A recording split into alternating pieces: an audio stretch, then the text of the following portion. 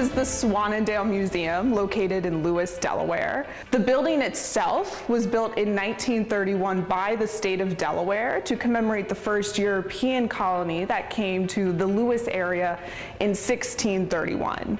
And that was the Zwwanendael colony from the Dutch city of Hoorn. The state built this building as a big commemorative monument, built in a traditional Dutch style to pay homage to that colony.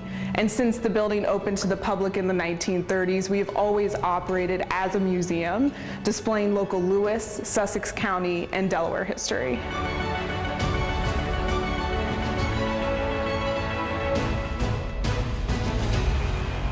And so that's why we were here. The museum was kind of the centerpiece for this grand celebration.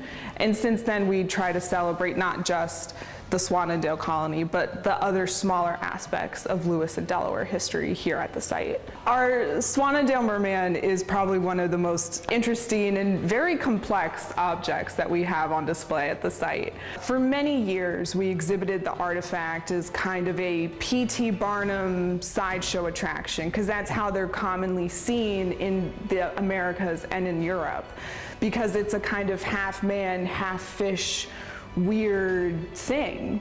And I will say, many people think it's a shrunken monkey head. It's not. It's actually papier-mâché. It's all man-made. But what we found doing more research on him recently within the past 5 years is that these figures actually come from Japan, and they're part of Japanese folklore. In Japan, they're not called the Fiji mermaids or mermaids at all. They're called niños, which is the Japanese half-man, half-fish character in a lot of their folklore stories. And the niño in those stories can bring someone either good luck or bad luck, depending on how the niño is feeling that day. And so we like to think that our niño, our Fiji merman, our Zwwanendael merman has always brought us good luck. So we always want people to leave not only having enjoyed their visit, but interested in what they learned.